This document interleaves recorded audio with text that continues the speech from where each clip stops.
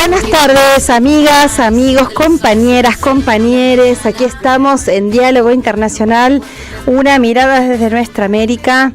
Hoy aquí en la zona de Congreso, en la radio de las Madres de Plaza de Mayo, donde está transcurriendo la marcha por el tema del triple femicidio espantoso que tuvo lugar en nuestro país esta semana, así que hemos visto las calles llenas de pueblo, lo que nos pone contentas a pesar de la tragedia. Pero bueno, acá en Diálogo Internacional estamos con nuestra querida Telma Luzzani. ¿Cómo estás, Telma? Hola, ¿cómo están? Muy bien, acá contenta de volver, los extrañé, pero bueno, la verdad que tomé unos días de descanso que me vinieron muy bien. Qué muy bueno. Bien. Así que vengo con todas las pilas. Merecidísimas vacacioncitas. Muy bien, muy bien. Lindo, muy lindo. Bueno, y en un mundo agitado, como decimos siempre, en el marco de la ONU, que vamos a estar analizando y tantas cosas, también ya estamos conectadas con Atilio, ¿verdad? Estamos conectados. Ahí está, Atilio, estás muteado. A ver, ahí estás. Hola. Sí. ¿Se escucha? Hola, no, Atilio, me parece que no te estamos escuchando. Fíjate si, a ver ahora. No lo estamos escuchando para quienes están en el streaming. Ahí sí, a ver, ahí apareció. Ahora sí. Bueno, sí, ¿qué tal a ti? ¿Qué tal, Paula? Bienvenida. Bienvenida de vuelta. Telma, de tu viaje. Yo estoy en un estado semigripal, ya se nota por la voz, pero bueno. Sí.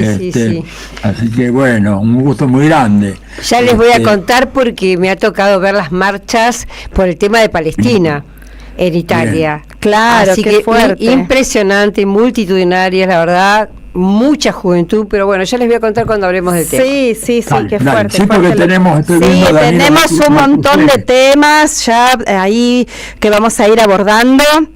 Enseguida, hola, acá llegó Leandro Deza, ¿qué tal? Nuestro productor que venía de ahí caminando, atravesando las multitudes en la marcha. Gabriela googlearon la operación. Y sí, ahí ya estamos conectadas con Danilo Martuchelli. Él es, vamos directo a esta entrevista.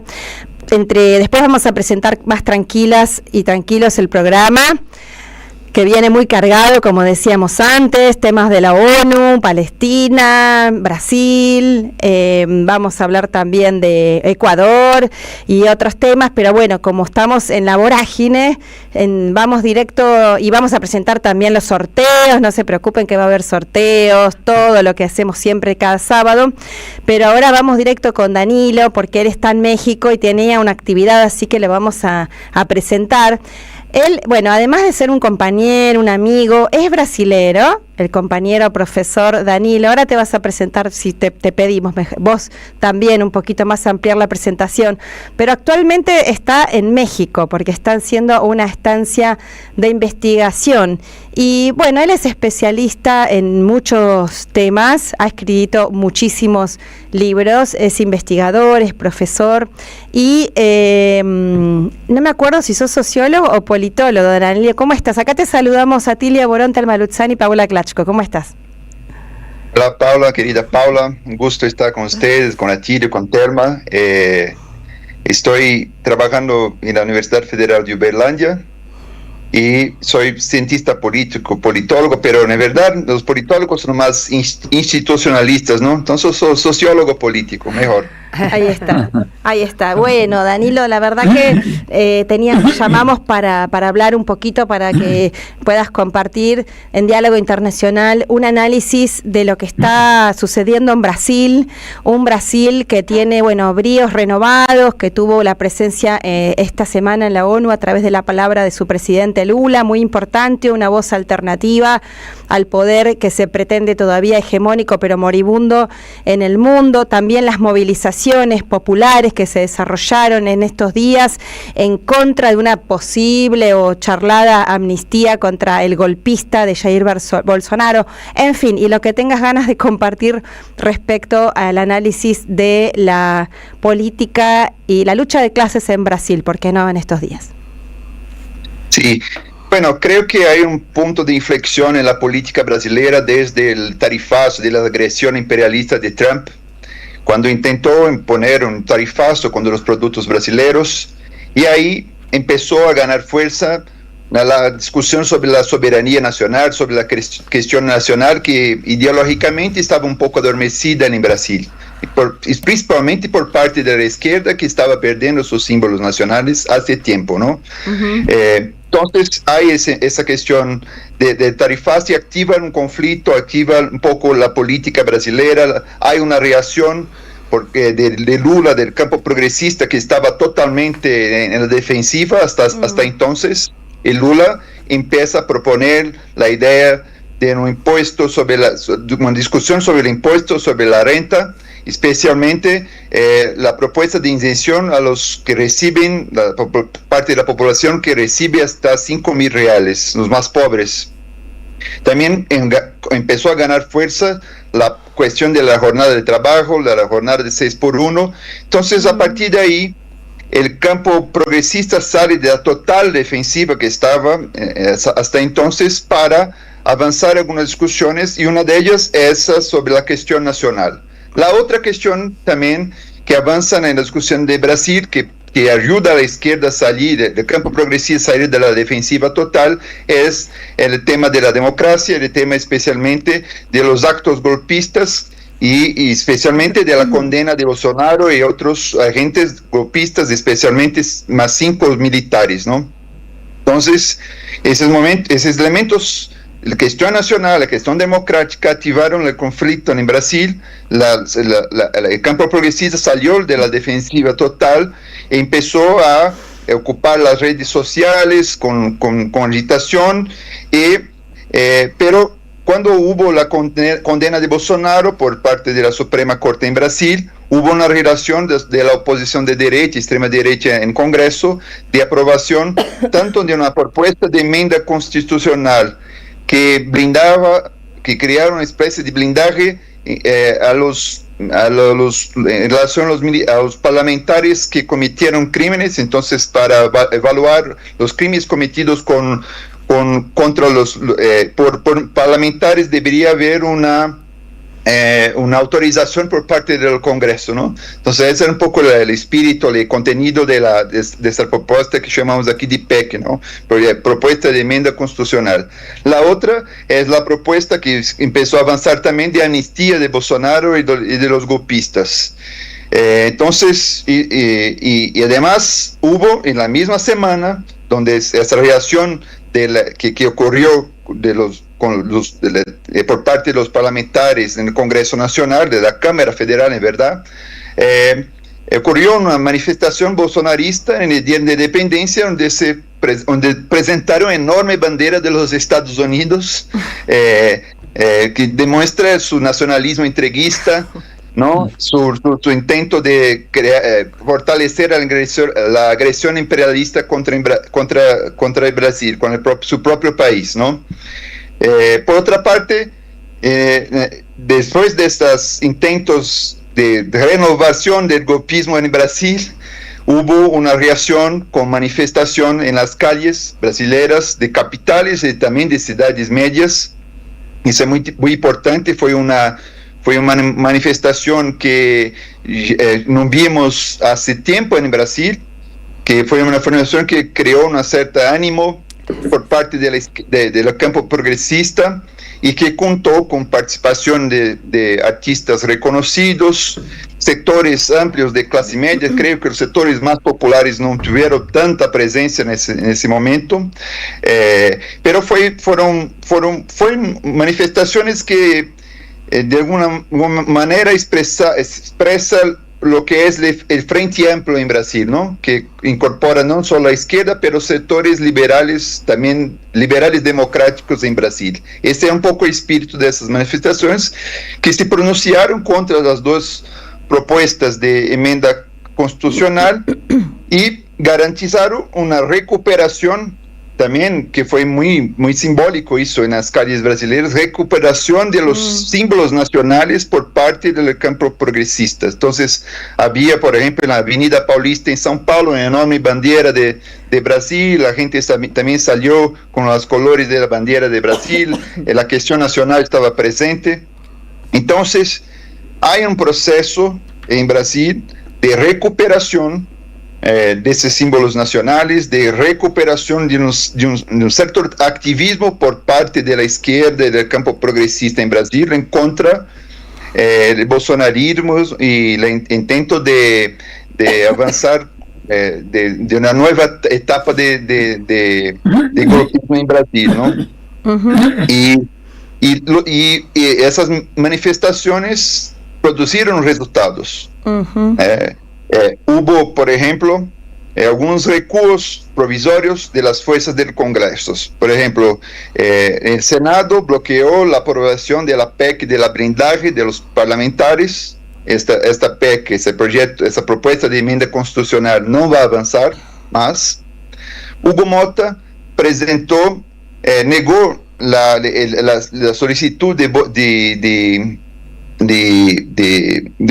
Eduardo Bolsonaro, verdad, del bolsonarismo, de aprobarlo como nombre, su nombración como liderazgo de las minorías en el Congreso. Esa fue una estrategia utilizada por los bolsonaristas para que Eduardo Bolsonaro, el hijo de Bolsonaro, no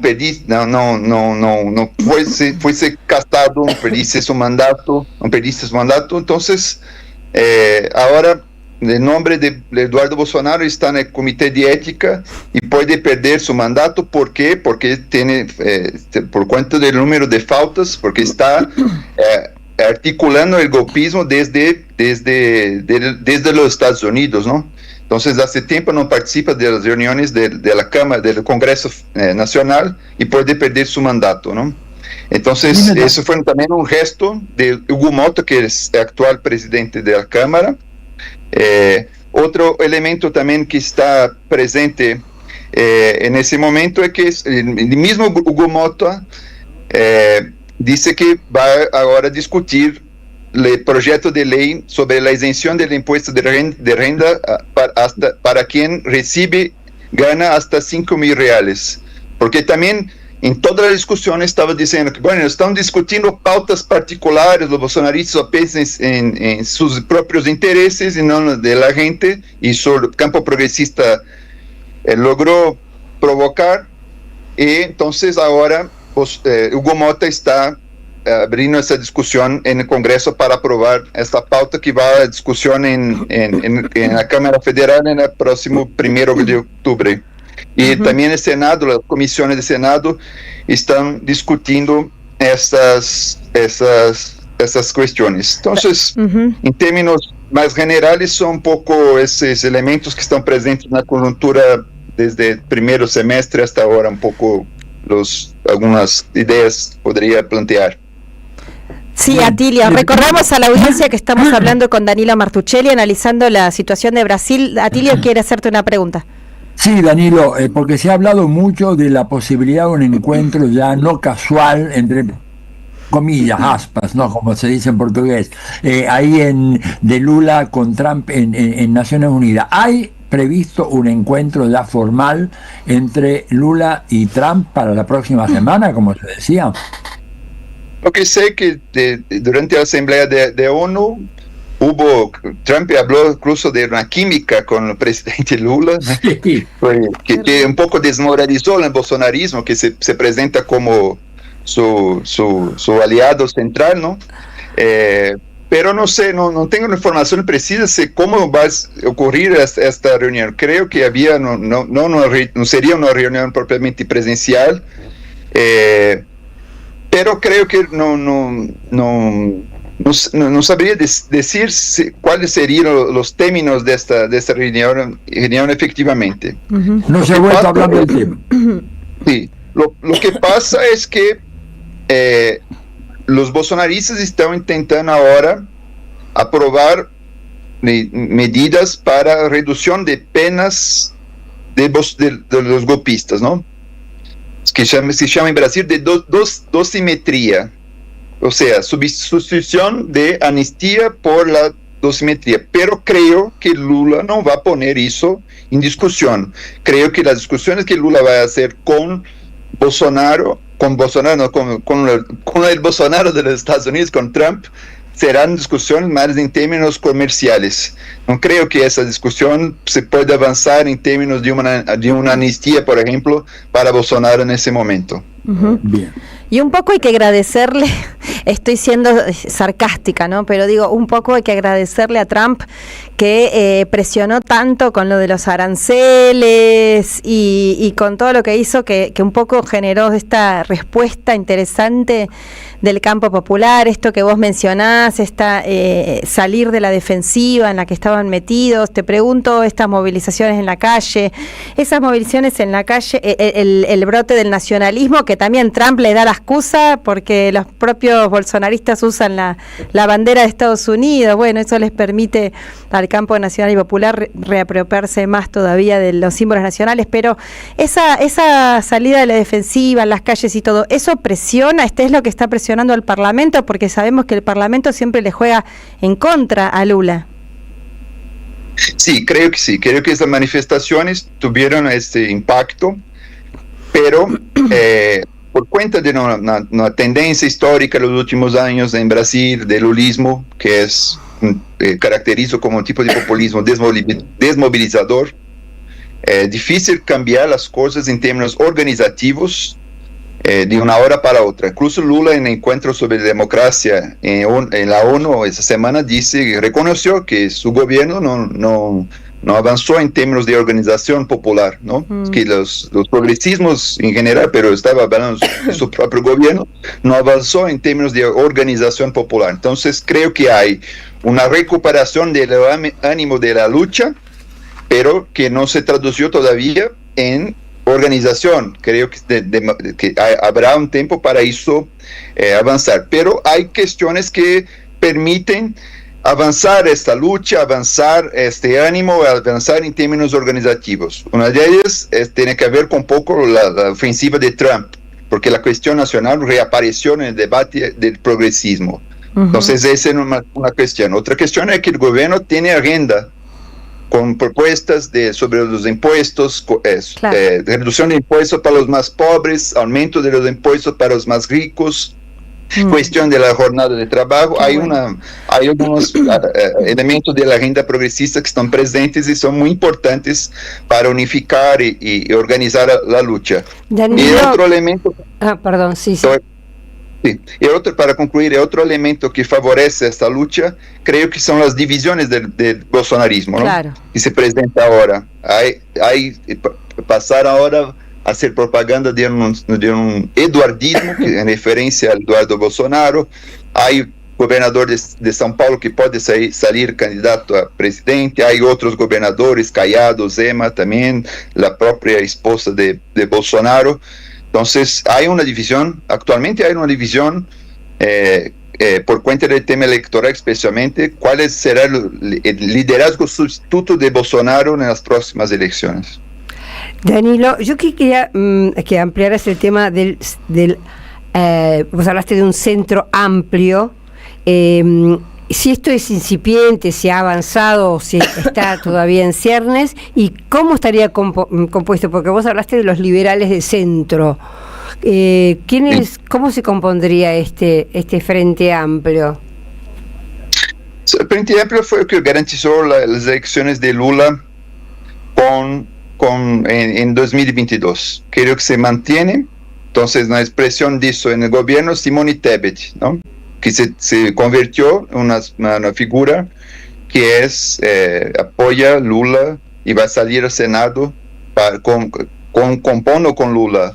Lo mismo Geraldo Alckmin, su vice. Entonces, son sectores que defienden lo que Nancy Fraser llamaría un poco de un neoliberalismo progresista, ¿no? Combina no la superación del modelo neoliberal, pero combina eso con valores, costumbres democráticos, ¿no? Son liberales democráticos en ese sentido, ¿no?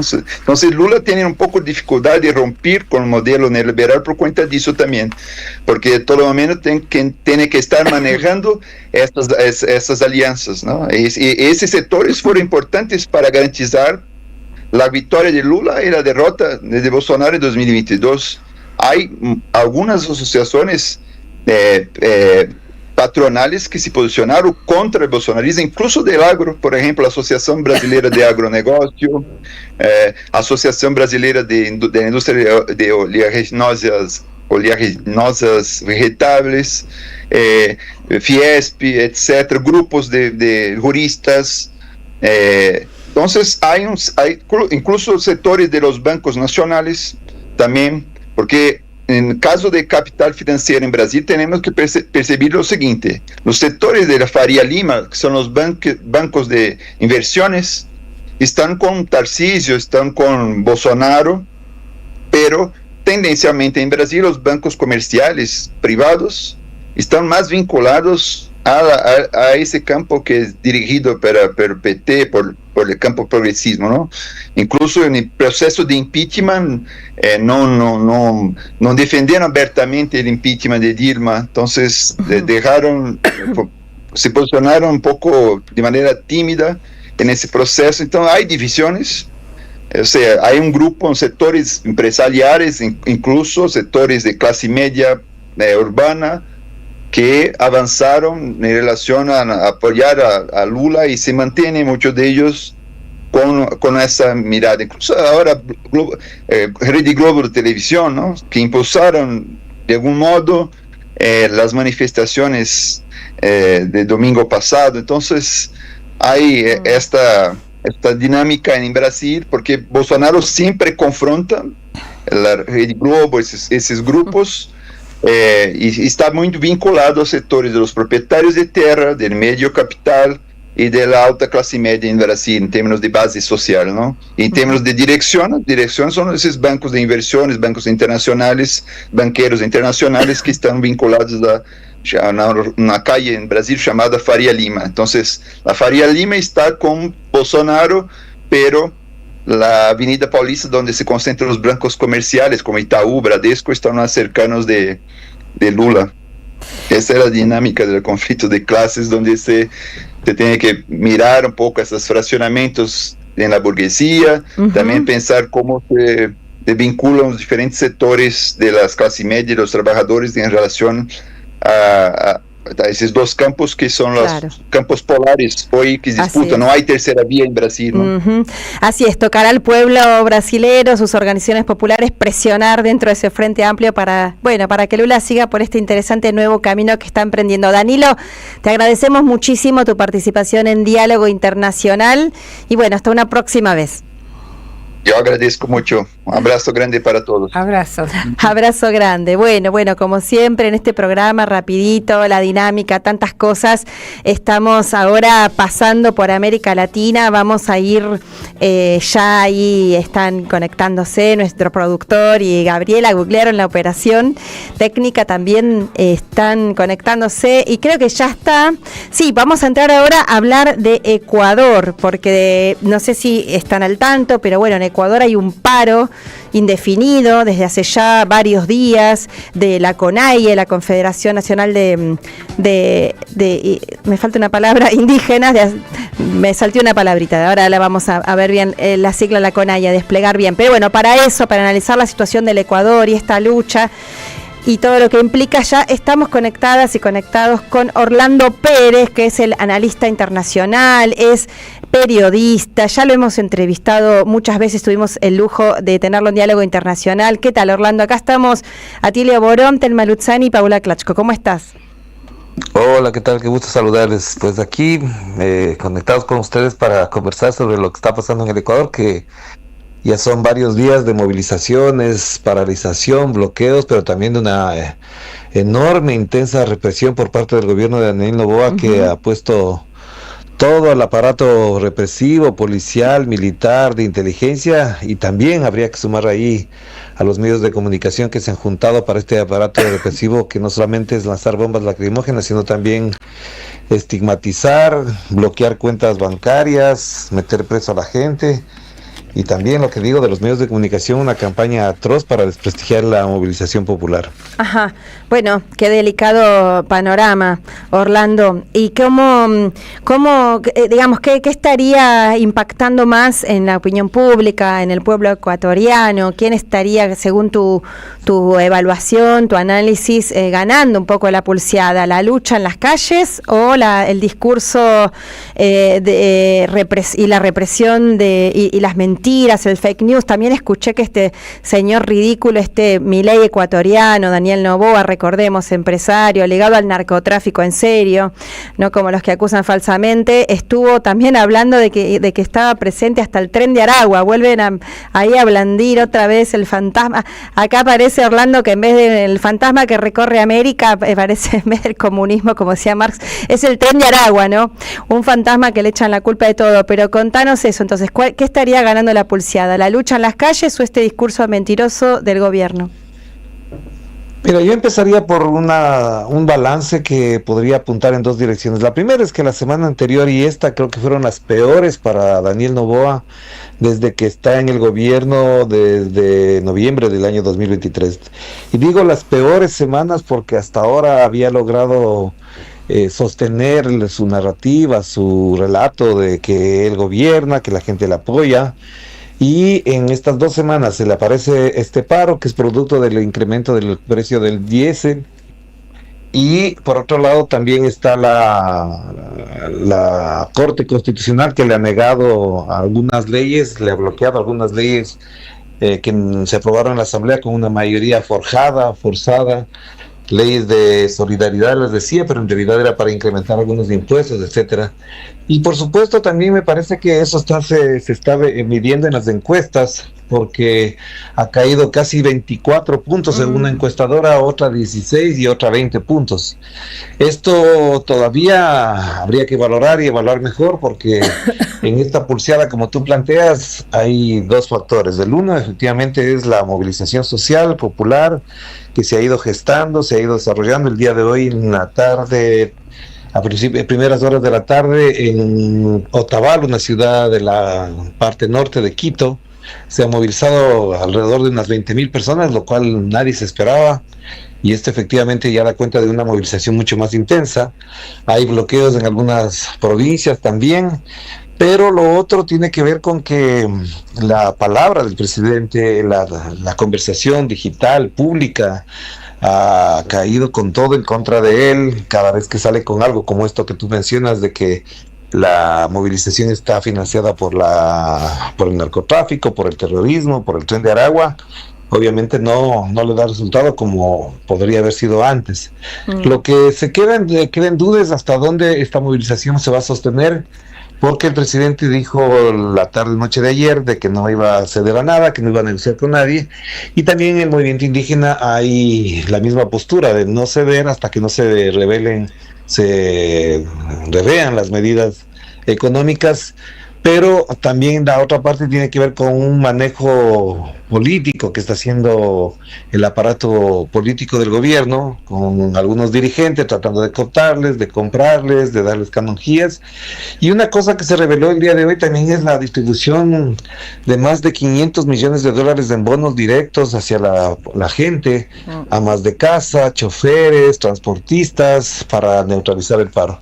Y yo diría que además todo esto apunta porque él está convocando a una consulta popular para el 16 de noviembre en la que quiere establecer una asamblea constituyente para cambiar toda la constitución que se aprobó en el 2008, la constitución de Montecristi, como se le conoce acá, que efectivamente garantizaba derechos, era un proyecto de avanzada, con una serie de regulaciones, instituciones y garantías constitucionales para la gente, y esto obviamente a los neoliberales más ortodoxos no les gusta, quieren desbaratar toda la institucionalidad construida, todos los derechos garantizados por parte de la Constitución en su momento, y claro, lo importante para ellos es acabar con ese modelo para instaurar la privatización, el que los sectores estratégicos sean entregados a las transnacionales, y que además en esta misma consulta se plantea que se apruebe el pueblo ecuatoriano en la instalación de bases militares extranjeras.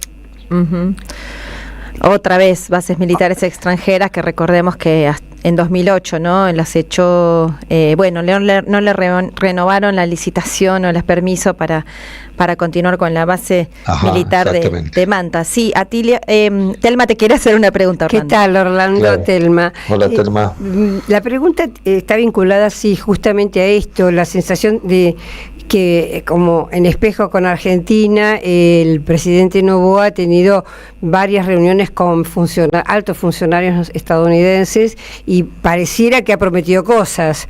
La pregunta va en ese sentido, ¿qué cosas te parece que se ha comprometido Noboa con respecto a Estados Unidos y si tiene que ver un poco estas manifestaciones que estamos viendo, aparte de lo del diésel, tiene que ver con justamente este entreguismo que estamos viendo en Ecuador? Mira, el gobierno ecuatoriano, el Ecuador en general, yo he dicho en algunos comentarios, en algunos artículos, se ha convertido en un laboratorio muy particular, con algunas características que lo diferenciarían de otros países, un laboratorio del peor neoliberalismo y de este neofascismo que se ha ido construyendo y que no se pudo instalar en otros países. Esa es una primera parte. La segunda parte es que efectivamente Estados Unidos en la práctica gobierna el Ecuador, aquí manda la embajada, los cambios militares en la cúpula que ocurrieron hace menos de un mes, el día de hoy lo vuelven a cambiar a otro comandante del ejército. Son cambios que no se deciden en Ecuador, se deciden en Washington. Los dos principales figuras del Comando Conjunto de las Fuerzas Armadas están formados en Estados Unidos, han estudiado allá. Entonces aquí se establece una línea estratégica por parte del gobierno de Estados Unidos con Ecuador, tomando en cuenta lo que está pasando con Colombia, lo que ocurre con Gustavo Petro, lo que está pasando en Venezuela. A nadie le sorprendería que utilizaran las Islas Galápagos para tener como una base militar de ataque a cualquiera de estos países, o para al menos sobrevolar con todas las condiciones y garantías que requiere las naves que utiliza Estados Unidos. Y la tercera cosa que creo que es muy importante es este alineamiento procaz, vergonzoso, con Israel, con Netanyahu. Daniel Noboa llegó a decir descaradamente que los enemigos de Israel son los enemigos de Ecuador. Entonces se instala en esta lógica hegemónica estadounidense que cada día pierde piso, que pierde respaldo. Y por supuesto en las manifestaciones también se ha hecho presente esta discusión y esta protesta, es decir, que el Ecuador tenga una política soberana, que respete a los países vecinos, que no se convierta en la cabeza de playa de ningún ataque ni nada por el estilo, pero obviamente lo que sí pesa, lo que más impacta es la situación económica del país, que está muy complicada, y la otra es la de inseguridad. Vamos a terminar este año siendo el país más violento de América y quizás uno de los 3 primeros en el mundo. Qué locura, tremendo. Sí, Atilio creo que te quiere hacer alguna pregunta, ¿no? Sí, pero Orlando, ¿qué tal? Buenas noches allá donde estás y gracias. No pude escuchar tu primera parte. Un poquito más fuerte, Atilio, no se escucha. Estoy gritando, así que no a ver, estás ahí se escucha. No estoy muteado. No está muteado, se escucha bajito. No sé si Orlando vos lo escuchás. Yo lo escucho. Orlando lo escuché una parte, no la primera. Bueno. Pero digo, ¿cómo está el vínculo con Colombia? Ahí. Siempre ha sido un tema muy, muy delicado en Paraguay. Hola. A ver, Orlando. No. Espera un poquitito, un segundo, Atilio, porque me parece que hay algún problema técnico. Orlando, ¿nos estás escuchando? A ti te escucho, pero a ti no, claro, no te escuchan a vos. Bueno, le hago yo una preguntita mientras van... La pregunta de Atilio, si no sé si la escuchaste. No la escuché. No, Atilio, ¿sí? Lo que yo escuché es que Atilio le pregunta por la relación de Ecuador con Colombia, ¿verdad, Atilio? Y específicamente con Gustavo Petro, que ha hecho un discurso realmente notable en Naciones Unidas. Y sobre todo con el presidente Gustavo Petro, y que ha hecho un discurso notable, realmente histórico en Naciones Unidas. Ahí está, la traducción de Telma. Mira, la relación con Colombia siempre va a ser compleja, disputada en algunos sectores, en algunos niveles. En Ecuador, obviamente, la cercanía enorme que hay, la relación intensa que hay entre la comunidad ecuatoriana y colombiana, con una población colombiana bastante fuerte en Ecuador, no tanto así de ecuatorianos de allá en Colombia, siempre ha sido cordial, independientemente del gobierno que sea. Lastimosamente, en la época uribista se produjeron algunas tensiones, como sabemos la invasión al Ecuador en el 2008. Pero en este momento, obviamente, Daniel Noboa no hará nada, no dirá nada que no sea consultado con la Embajada de Estados Unidos, y en esta etapa, en esta coyuntura, se ha cuidado mucho de hablar. Tenemos una canciller que es la hija de uno de los grandes traficantes, comerciantes de armas con Israel. Tremendo. Entonces, esta situación obviamente les ha puesto en una conducta incómoda, porque necesitan de Colombia. Cuando hay estiaje, se necesita contratar energía eléctrica desde Colombia. Entonces no es fácil para Noboa o para el gobierno en general pelearse con Colombia, pero sí han tenido posturas, obviamente, que hacen eco solamente de lo que dice Donald Trump. Por lo tanto, por eso decía, es complejo, es difícil de imaginar una confrontación directa, pero si en su momento Donald Trump le ordenaría a Daniel Noboa que lo haga, lo haría sin pensar dos veces. Y a ver, no sé si lo estás escuchando, Orlando, ahora, Atilio. Sí. Sí, adelante. Yo te escucho muy bajito, Atilio, no sé por qué, Se pero... habló de un cargamento de cocaína que iba en un despacho de bananas de justamente la empresa del padre de Noboa. ¿Ese tema se siguió examinando o simplemente fue ya enterrado en el olvido? Mira, se ha naturalizado tanto, y es feo decirlo de esta manera, se ha naturalizado tanto que las cajas de bananos lleguen con cocaína por toneladas a Europa o Estados Unidos, que a nadie le sorprende acá.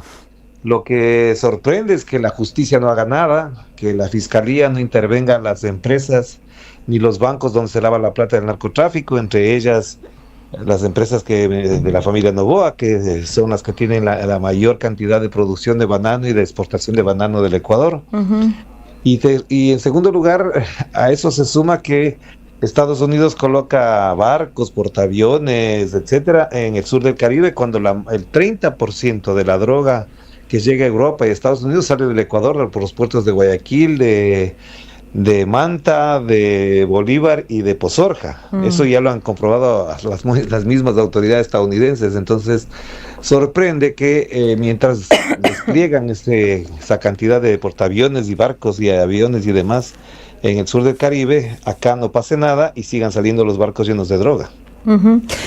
Y Orlando, y regresando un poco también a la dinámica de las luchas populares, recordemos también que, te pregunto, ¿siguen bajo la lógica, imagino que todavía más con estas jornadas de lucha, sigue existiendo por lo menos en algunas provincias estado de sitio, toque de queda, con lo cual las y los manifestantes están, poniendo en riesgo su vida y sin embargo continúan? Tengo entendido esto que comenzabas diciendo vos, más 100 detenidos, represión.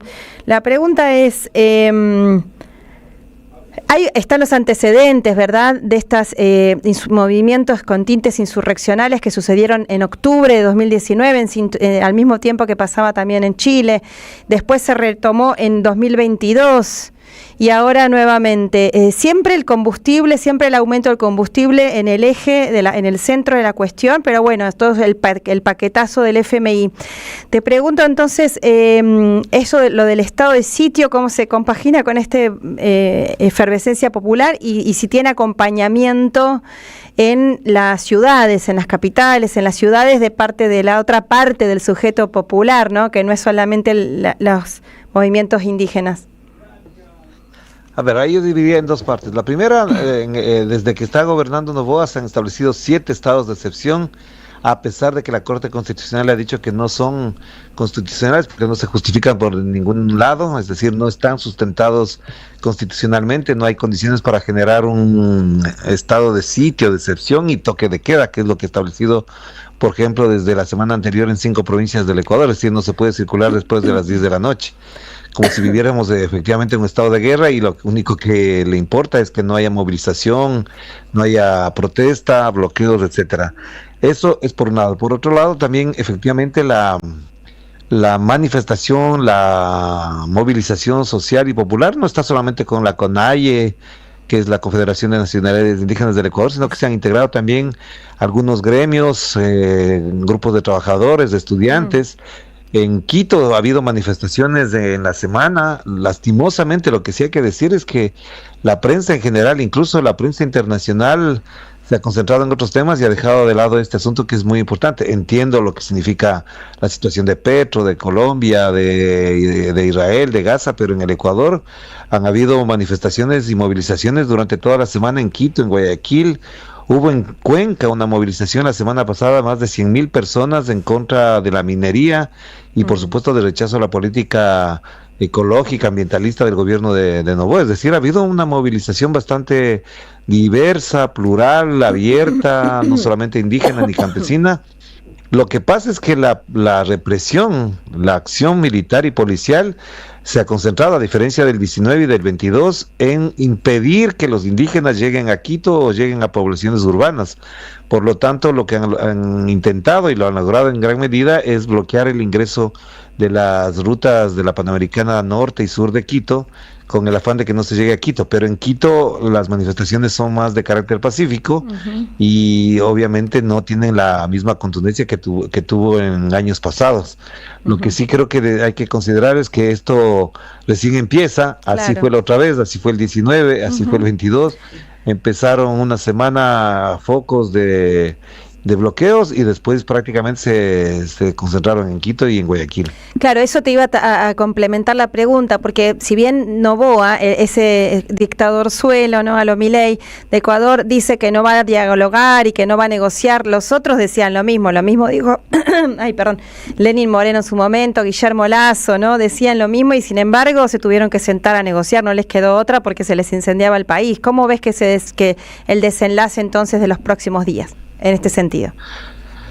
Mira, lo que pasa es que la diferencia enorme que hay entre Lenín Moreno y Guillermo Lasso, y lo que voy a decir puede ser que a una gente no le guste, al menos tenían ellos unos límites democráticos, manejaban cierta tolerancia democrática, no digo que hayan sido respetuosos de los derechos humanos, pero ellos se sentaron a dialogar cuando algunas organizaciones, algunos líderes de opinión les planteaban la opción de parar la protesta con el diálogo.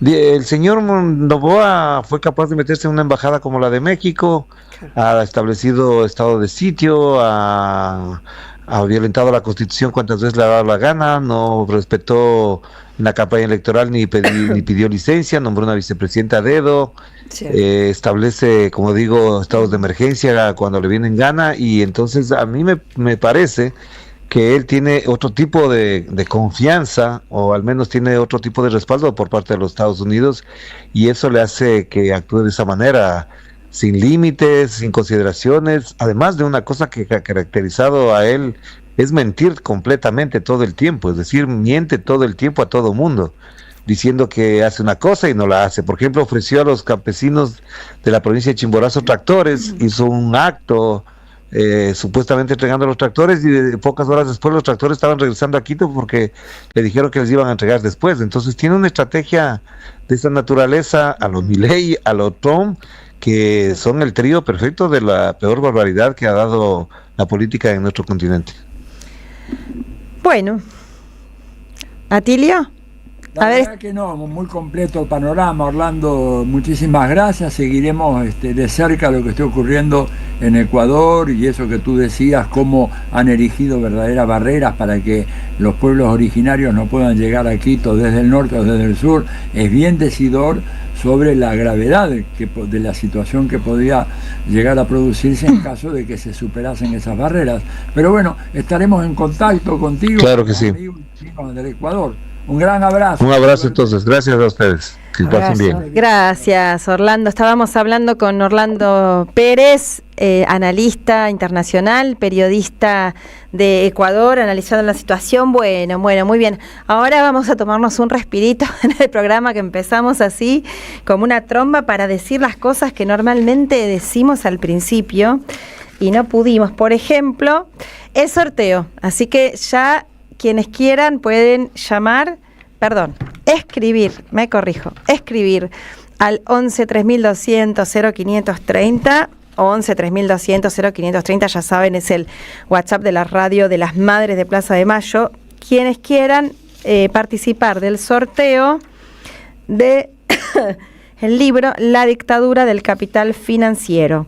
El autor es Bruno Napoli, varios autores, Celeste Perosino y Walter Bosicio, que es, como siempre, de la editorial Continentes, Peñalillo Continentes, que nos dona estos libros para sortear, y el que gane o la que gane tendrá que retirarlo por la librería Badaraco, que queda en la avenida Entre Ríos 921, aquí de la ciudad de Buenos Aires. También agradecemos a nuestro auspiciante de la cooperativa de trabajo Iriarte Verde, una cooperativa de alimentos agroecológicos que enrieda toda una red de movimientos de cooperativas, de productores directos que trabajan con esta lógica agroecológica, alimentos de almacén y también frutas y verduras. Lo pueden ir a visitar en Río Limay 1233, en Barracas, en la ciudad de Buenos Aires, un hermoso lugar, o llamar al 4301-9710 o al 15-3603-0810 o directamente, el horario que pueden ir a visitar es de martes a viernes de 9 a 18 y sábados de 9 a 14. O entrar en la página de internet iriarteverde.com.ar y ahí tienen todo el despliegue de la tienda y los horarios y pueden hacer pedidos a domicilio. Bueno, y agradecemos y saludamos también ya dijimos, pero repetimos, a Leandro Deza en la producción ejecutiva, a Gabriela Gugliaro en la operación técnica, a Ailén Pavón en la operación del streaming y a Lalo Recanatini en la producción artística, y por la Universidad Nacional de Avellaneda a Noelia Giorgi y Rodolfo Amaui, y toda una red de emisoras que retransmiten nuestro programa, tanto de nuestro país, la Argentina, como de otras zonas de nuestra América. Así que saben también que nos pueden escuchar en la AM530 Somos Radio, acá en la radio de las Madres de Plaza de Mayo, o en la FM 90.7, que es la radio UNDAB, o vernos ahí en el canal de YouTube, que es Somos Radio AM530. Bueno, vamos a una tanda y enseguida volvemos con un programón que sigue, porque tenemos que analizar la ONU, etcétera, etcétera. Enseguida venimos con más diálogo internacional. Deja tu mensaje en nuestra línea de oyentes de WhatsApp 11 3200 0530. Somos Radio AM530. Tronador, agua mineral, botellones y dispenser para el hogar y la oficina. Hacé tu pedido al 4201-2627 o mandanos un mail a info@aguatronador.com.ar. Tronador, agua de mesa envasada. 12 de octubre 632 en Avellaneda. Alimentos cooperativos, producción y comercialización de productos cooperativos y de agricultura familiar. Envíos a todo el país. Por pedido, envía tu mensaje al 11 34 31 2928. Seguinos en Instagram como @alimentoscooperativos. El sabor que te acompaña es Café Bantú. El aroma en la mañana de Café Bantú. Bantú. La patria no se vende itinerante. Con Carlos Polimeni, un espectáculo de radio, historia, política, poesía y música en vivo. Domingo 14 de septiembre a las 13 en Espacio Ruca Pirén, Mazzini 2390 Gleu.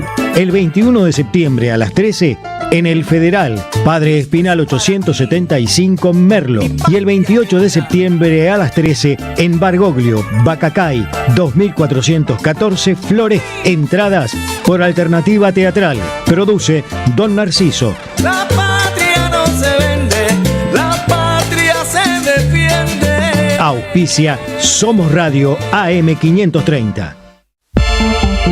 Las voces se multiplican. Nuestra comunidad se agranda. Hoy, desde que salí a la mañana, desde Berazategui, Quilmes, Avellaneda, hice todo Capital, volví por Lanús y la radio nunca se dejó de escuchar. Así que hemos amplificado gracias al esfuerzo de todos los oyentes. Gracias a la Comunidad 530, renovamos nuestra planta transmisora. Más potencia, más llegada. AM 530 Somos Radio. A todo el país. Diálogo Internacional. Hasta las 20 en AM 530. Somos Radio. Ayer estuvo el diablo aquí.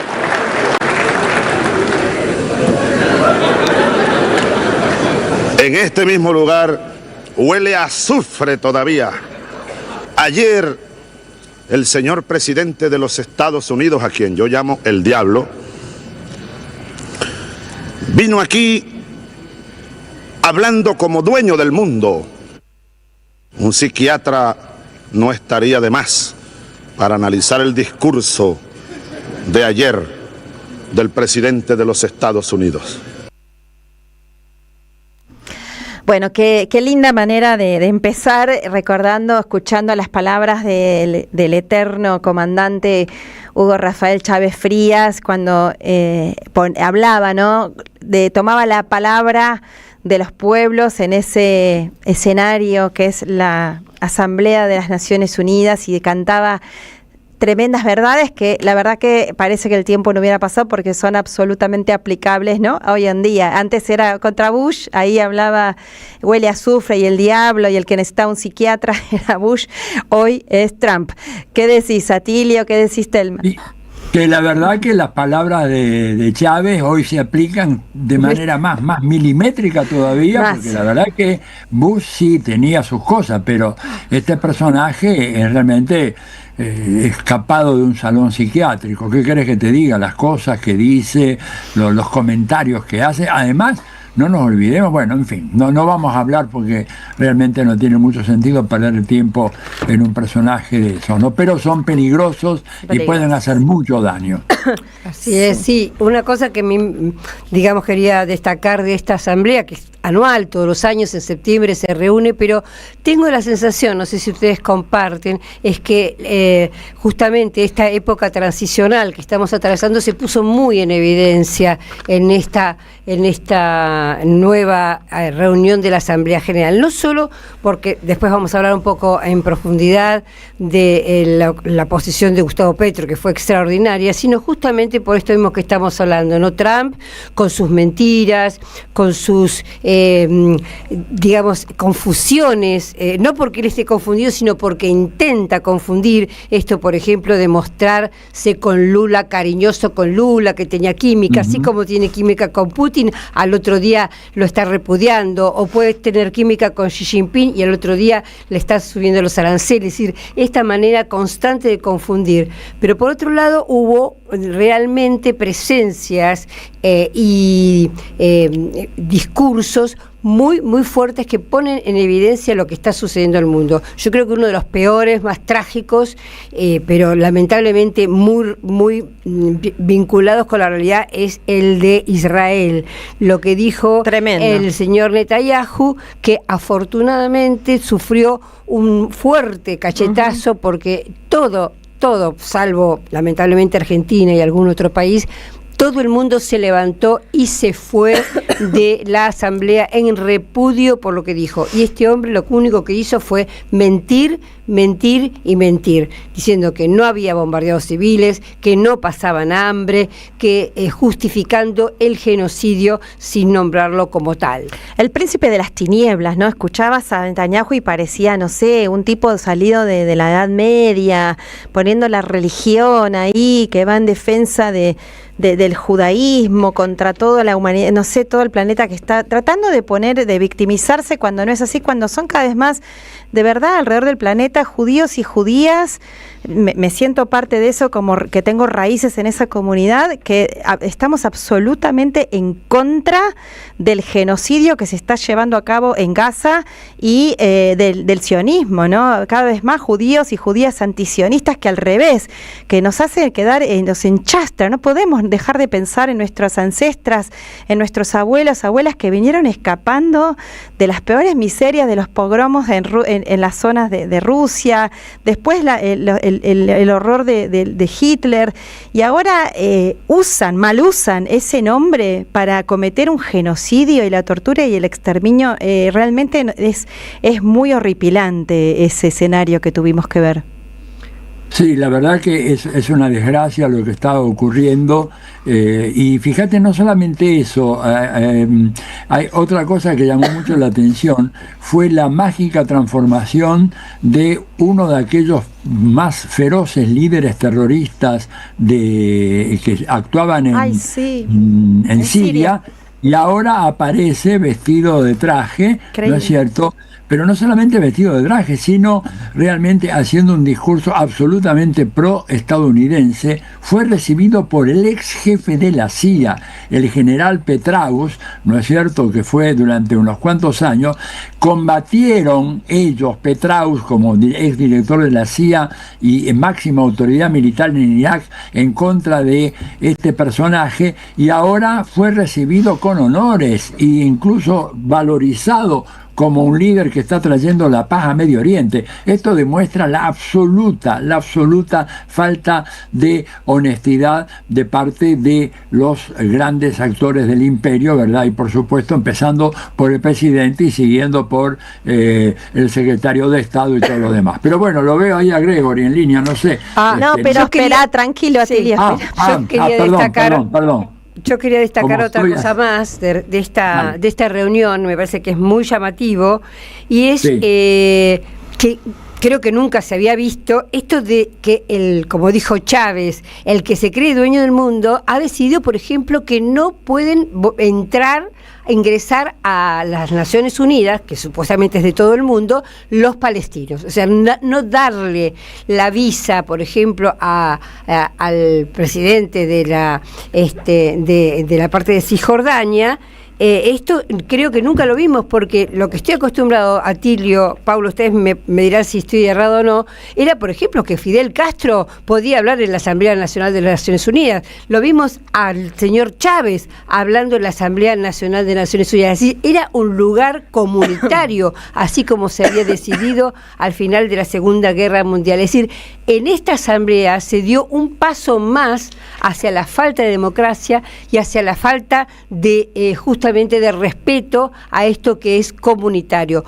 Sobre esto es muy importante porque ya hay varios países, entre ellos lo insinuó el canciller ruso Sergei Lavrov y muchos otros funcionarios de otros países, que ya Estados Unidos o con Nueva York ya no merece tener la sede de ese lugar de las Naciones Unidas, que las Naciones Unidas debería mudarse a algún otro país que le garantice que todo el mundo puede concurrir, porque esto es absolutamente antidemocrático y se está violando un acuerdo, una ley de 1947 por el cual el hecho de que esté en Estados Unidos no significa que ese pedazo de territorio que es mundial, es global, pueda ser el país que lo tiene, que lo aloja, en este caso Estados Unidos, no tiene ningún derecho para decidir quién entra y quién no entra. Es decir, se está violando una regla de 1947. Y esto me parece que es también marca este mundo transicional en el que estamos viendo, donde el multilateralismo se va a terminar imponiendo sobre este unilateralismo autoritario y antidemocrático que está ejerciendo Donald Trump. Sí, porque además están en franca minoría, realmente, porque lo que pudimos escuchar son voces de dignidad. Si una se detiene, bueno, yo no creo que ninguno de nosotros podamos haber escuchado la totalidad de los 193 presidentes o representantes o jefes de Estado, pero bueno, escuchamos a muchos, estuvimos tratando de escuchar a un montón de África, de América Latina, bueno, ni hablar Lula, que fue el primer orador, Petro, ya dijimos, el representante de Ibrahim Traoré, de Cuba, bueno, no voy a nombrar todos, hay un montón de voces dignas. El tema de Gaza estuvo, pero presente absolutamente, hubo un repudio absolutamente generalizado contra el genocidio y nombrado así en general por casi todos. y si no decían genocidio, decían exterminio, o también se referían a la injusticia, y también el tema de los bloqueos, y el tema de Venezuela, el tema de pedir, incluso Petro se animó, y es lo correcto, a pedir que se enjuicie a Donald Trump por estar bombardeando a jóvenes pescadores en el Mar Caribe. Ya hay 17 víctimas, entre ellos puede haber colombianos, dijo el presidente Petro, y se los bombardea sin más. Por lo tanto, un escenario, está alertándonos que un escenario como el que construyeron a lo largo del tiempo en Gaza, de genocidio, o en Palestina, también no es muy loco de pensar que quieran llevar ese escenario hacia América Latina. Así que Petro se animó a pedir el juicio contra el que da las órdenes de bombardear a esos jóvenes, que si no son, y si fueran delincuentes en el sentido de estar traficando con algo, dijo Petro, no son los reales narcotraficantes, son jóvenes pobres que se tratan de ganar la vida, y no, el audio es de Gaza. Y los verdaderos narcotraficantes, no, dijo Petro, no viven justamente en las barriadas populares, sino que están en París, en Nueva York, dijo, y son vecinos, viven al lado del presidente Trump y son rubios de ojos celestes. El audio, si querés podemos ponerlo, lean el audio de Petro, es para escuchar la contundencia, otra de las cosas que se animó y me parece de manera muy valiente el presidente Petro en su último discurso como presidente saliente ya de Colombia en este 80 Asamblea General de la ONU, tiene que ver con también pedir la conformación de un ejército, que también me parece que es la única opción que tenemos para salvar a lo que queda al pueblo palestino. A ver, el audio. Hace un año pedí una conferencia de paz por Palestina en este mismo lugar, sin que hubiera estallado aún la primera bomba. Hoy tenemos 20,000 niños y niñas asesinados bajo las bombas, y los presidentes de los países de la destrucción humana se ríen en estos pasillos, con ayuda del poder de comunicación de los medios mundiales que hoy están en propiedad de los grandes capitales, reordenan el mundo sin democracia, sin libertad. El proyecto democrático de la humanidad está muriendo con la vida, mientras los racistas, los supremacistas, los que creen estúpidamente que los arios son la raza superior, se aprestan a dominar el mundo esgrimiendo el terror de las bombas sobre los pueblos. El control de la humanidad sobre la base de la barbarie está en construcción, y su demostración es Gaza, el Líbano. Cuando muera Gaza, morirá la humanidad toda. Resulta que el pueblo de Dios no era el pueblo de Israel, no es el pueblo de los Estados Unidos de Norteamérica, sino que el pueblo de Dios es la humanidad toda. Y los niños de Gaza, eso eran humanidad, el pueblo elegido de Dios. Están matando el pueblo elegido de Dios, los niños de la humanidad.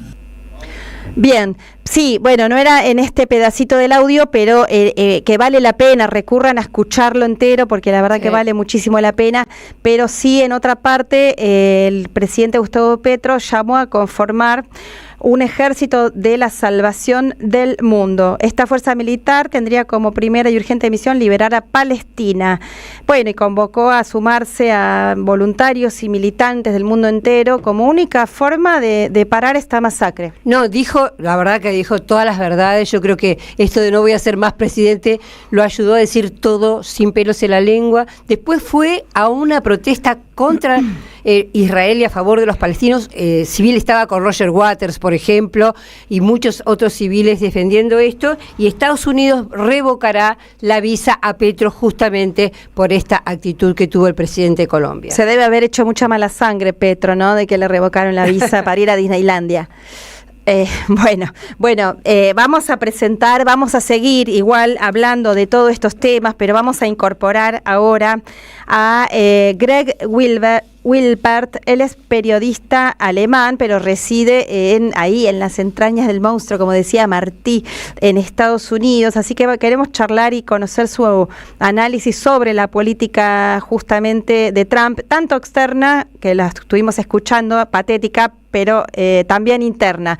Greg, acá te saludamos, Atilio Borón, Telma Luzzani y Paula Klachko. ¿Cómo estás? Hola, muy bien. Muchas gracias por la invitación. Gracias por estar en Diálogo Internacional. ¿Atilio? Bueno, no, quería saludar a Gregory y que nos dé un primer balance. ¿Cómo ves, digamos, que puede afectar el curso de la política exterior de Estados Unidos esta intervención tan fuerte y tan larga que hizo Trump en la Asamblea General? Sí, esto fue, creo que uno de las contribuciones peores de, no sé, hace décadas que había en la Asamblea General. Fue increíble cómo él se portó y todo eso, y creo que fue también incluso un poco una sorpresa para muchas personas en los Estados Unidos, aunque ya todo el mundo sabe que él está muy como sí, un extremista básicamente, pero yo al menos y muchos otros no pensaban que él iba a hacer algo tan feo y fuerte allí, básicamente negando el cambio climático totalmente, y diciendo que todo el mundo tiene que reincorporar los hidrocarburos en sus economías y dejar todas las energías renovables y cosas así. Y sí, había mucho más, por supuesto. Entonces, yo creo que lo bueno de su discurso allí es que al menos creo que cualquier persona que tenía todavía ilusiones o, no sé, una idea que se puede trabajar con Trump y que Trump es una persona, no sé, quizás con quien ellos pueden trabajar, creo que esto fue básicamente sí, se quitó un poco más la máscara, básicamente. Y creo que por eso fue bueno lo que hizo, porque de verdad lo que pasa en los Estados Unidos y también en la política exterior de los Estados Unidos va de día a día cada vez peor. Entonces es como un poco una llamada para todo el mundo a despertarse y ojalá tomen el ejemplo de Gustavo Petro y sí, hacen resistencia, pero vamos a ver. Uh-huh. Bueno, Telma, te habla Gregory. Una pregunta que tengo pendiente como periodista. Hubo un incidente con la escalera mecánica y otro incidente con el teletromper. Trump le echó la culpa a los funcionarios de la ONU, pero muchos dicen que fueron los propios funcionarios estadounidenses, y se sabe que el MAGA, o sea, la base social política de su partido, está bastante enojado, o una parte bastante enojado con el presidente Donald Trump, porque muchos lo votaron para que hubiera paz. La paz no aparece, iba a ser en 24 horas, pero en 24 horas no lo logró. Muchos lo votaron porque iba a parar la inflación, este problema interno sigue. Entonces, en concreto, quisiera preguntarte si pensás que hay una teoría conspirativa con respecto a que hubo un intento interno de frenar la escalera y el teletromper, y por otro lado que nos cuentes cuál es esa interna y cuánto está perjudicando el gobierno de Trump, la interna que tiene que sufrir en este momento, no con los demócratas, sino en su propio partido. Sí, yo creo que, claro, hay muchos rumores sobre lo que pasó y para mí se queda claro que en un caso con la escalera fue básicamente que el camarógrafo se atropelló porque él estaba regresando hacia atrás mirando a Trump, entonces se atropelló y activó el switch para apagar la escalera cuando llegó al tope, ¿no? Y otro, sí, entonces, claro, puede ser que hay personas dentro del gobierno de Trump que quizás vean que las cosas van demasiado allá y no sé, hay quizás conspiraciones, pero esta presidencia de Trump, esta segunda presidencia de Trump, es en muchos sentidos, principalmente en este, muy, muy diferente a la primera presidencia de Trump. En la primera presidencia de Trump, él no sabía cómo manejarse en elegir gente buena, digo, no buena, pero sino su único criterio es la lealtad, ¿no? Entonces, él no sabía cómo elegir a gente para esto. Esta vez no, está totalmente distinto. Todos los oficiales dentro del gobierno están totalmente detrás de Trump. El gran problema, por supuesto, son grandes instituciones como los militares, porque no puede sencillamente votar todos que no tienen 100% lealtad, como él puede hacerlo en muchos otros ámbitos del gobierno. Entonces, creo que por esta razón hay una reunión muy pronto, no me recuerdo exactamente cuándo, creo que en 2 semanas, de todos los generales y admirales del ejército de los Estados Unidos y en Washington, D.C. Y esto es la primera vez que algún gobierno de los Estados Unidos ha convocado una reunión como esta. Entonces, y todos están especulando que eso es precisamente para forzar la lealtad dentro de las Fuerzas Armadas de los Estados Unidos. El martes creo que es la reunión esa. Sí.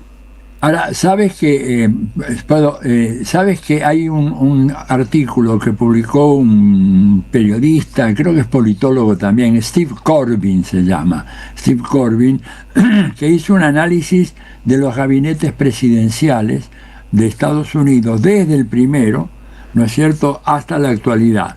Y tomó una serie de indicadores, por ejemplo, competencia técnica, por ejemplo, tasa de deserción de los altos cargos, estabilidad de las opciones fijadas por el presidente, consistencia a lo largo del tiempo de las orientaciones. Bueno, y en función de eso hizo un ranking de cuáles fueron los mejores y los peores gabinetes. Resulta que este gabinete de Trump es el segundo peor en la historia de los Estados Unidos, según Corbin, por todos estos indicadores, ¿verdad?, que estamos viendo. De hecho, el jefe, el máximo del Departamento de Guerra, porque ya no es más el Departamento de Defensa, es una persona que tuvo una mínima experiencia militar en una Guardia Nacional de no sé qué estado. Es primera vez, yo creo, desde, no sé, me atrevo a decir, por lo menos desde la Primera Guerra Mundial, que el jefe del Pentágono no es un militar de carrera. Esta es una persona, pero claro, muy leal todos ellos al liderazgo de Trump. ¿Estás de acuerdo con esta valoración? Sí, claro, por supuesto. Sí, por supuesto, eso es de verdad increíble, la incompetencia y sí, también. Cuando tú ves el comienzo de cada reunión del gabinete, ¿no? Ellos comienzan básicamente con dar, no sé, ¿cuál es la palabra? Para muchas... praise en inglés. Sí, elogios, exactamente. Elogios al presidente, uno tras el otro, ¿no? Y lo hacen todas las reuniones al principio del gabinete.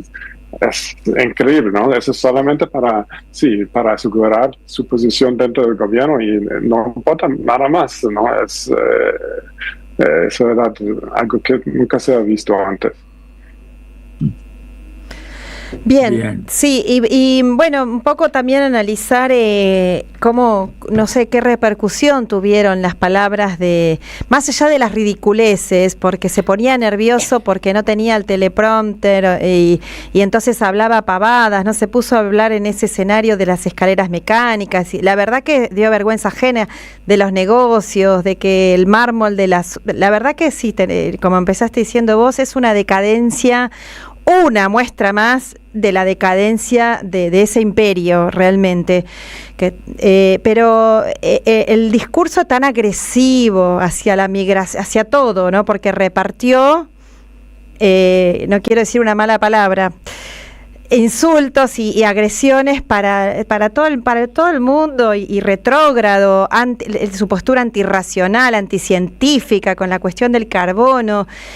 Pero el tema de la migración, el salvajismo y la reivindicación también del genocidio, ¿qué impacto tiene eso al interior de Estados Unidos, donde también se vieron movilizaciones? El día que habló el genocida Netanyahu, hubo movilización ahí en las calles. También esto generó toda una serie de movimientos alrededor de la ONU. ¿Cómo se vive desde ahí? Sí, y yo creo que ahora la popularidad de Trump es en su punto bastante bajo ahora. Creo que está como en 45%. Para mí me parece todavía muy alto en pensar que 45% de los estadounidenses están apoyando todavía el gobierno de Trump. Pero en términos históricos, en comparación con otros presidentes, es el nivel más bajo en este momento de una presidencia que había, no sé desde cuándo, en décadas al menos. Creo que desde que comenzaron a hacer este tipo de análisis. Entonces, claro, Trump está básicamente buscando apoyo principalmente dentro de sus apoyantes más leales que hay. Eso es lo único que le importa, parece.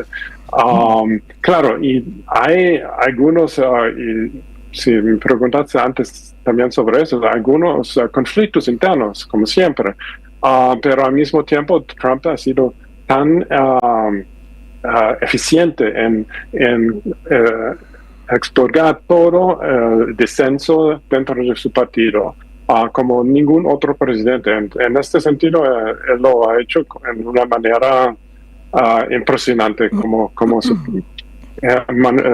pudo manejar esta situación y quitar casi todos dentro del partido que no lo apoyan. Ni siquiera es que no lo apoyan, sino que tienen que ser muy fuertemente en su favor. No suficiente, solamente no apoyar. Oye, apoyar. Greg, a mí me sorprendió una declaración que hizo los otros días Trump, muy extraña, cuando dijo que, bueno, cuando los países están en guerra, las elecciones se suspenden, ¿no es cierto? Como ocurrió durante la Segunda Guerra Mundial en Europa, no así en Estados Unidos. Y eso unido con una retórica guerrerista en contra de Venezuela, ha hecho que algunas personas piensen que una de las razones por las cuales Trump quisiera, ¿no es cierto?, atacar a Venezuela y de hecho entrar en una guerra, sería porque de esa manera se suspendería la próxima elección presidencial y Trump quedaría en la Casa Blanca hasta que termine la guerra. Esto fue la interpretación de algunos de esas palabras tan raras, ¿no es cierto?, en boca de un presidente norteamericano. ¿Qué piensas de eso?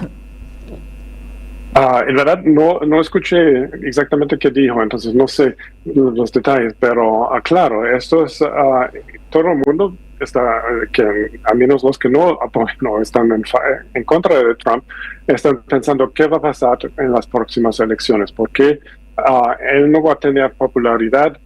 Ni siquiera puede ser elegido otra vez, a menos que ignora la Constitución, y esto es también una posibilidad, o lo cambia o algo así. Esto puede ser también, pero en todo caso, en elecciones libres y equitativas, no va, de ninguna manera va a ganar otra vez. Ni siquiera es muy poco probable que un sucesor de Trump también va a ganar. Pero quién sabe. Pero la gran pregunta es si o no vamos a llegar a este punto para tener elecciones en 2028, porque todo lo que ha hecho Trump, incluso esto, lo que tú mencionaste, apunta a la dirección que seguramente no van a permitirlo, sino porque solamente si lo van a ganar, pero si parece que no van a ganar, no van a permitirlo. Así se parece el camino en este momento. Esto sería también algo absolutamente histórico para los Estados Unidos y increíbles. Y claro, este sería el siguiente paso hacia el fascismo en los Estados Unidos. Y es posible, quién sabe. Pero si es una guerra con Venezuela, no sé. Claro, yo no creo que esto sería suficiente, quizás, porque aunque Venezuela es un país bastante grande, no es, no sé, creo que tendría que ser un adversario más importante, pero más grande, pero yo no sé. Quizás esta es una posibilidad, aunque esto sería muy temprano, pero pueden comenzar ya. No, quién sabe. Bien. Bueno, muchas gracias. Sí, yo tengo una última pregunta para Greg. ¿Qué grado de deterioro tiene el Partido Demócrata, por un lado, si está muy deteriorado, si está deshilachado después de la derrota? Y la segunda pregunta es el papel de Marco Rubio, porque sabemos que viene de otro lado, viene de los neoconservadores, no tiene mucho que ver con MAGA ni con Trump, y si se presenta como un posible sucesor, ¿qué papel juega Marco Rubio en este gobierno?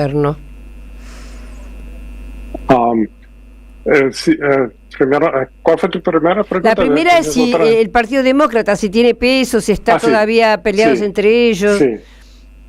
Sí, claro. Sí, eso es también muy problemático, que el partido falta totalmente en la unidad, y claro, los que están dirigiendo el partido, ellos no hacen nada, básicamente, o hacen muy poco contra Trump. Entonces, claro, la base está muy frustrada con esto, y por eso hay de vez en cuando situaciones como en Nueva York, donde hay un candidato socialista como alcalde de la ciudad, y parece que él va a ganar. Pero al mismo tiempo no tiene el apoyo de los más altos rangos del partido, aunque está también él también es parte del partido y ganó las primarias en Nueva York. Pero hay muchos dirigentes de los demócratas que no lo apoyan. Entonces eso es como una muestra de la división dentro del partido. Básicamente son dos partes muy importantes. Uno es la base más hacia el socialismo democrático, como Mamdani, quien es el candidato para alcalde, o Alexandria Ocasio-Cortez. Ellos sí representan una parte que está creciendo dentro del partido, pero al otro lado son los que siempre eran en control del partido y no quieren apoyar ni siquiera, y también están pensando de vez en cuando en no sé, en hacer una política sucia en contra de estos básicamente desde la izquierda. Al respecto con Marco Rubio, sí, se ve es una buena posibilidad que sea candidato también en 2028 o antes. No llega a este punto.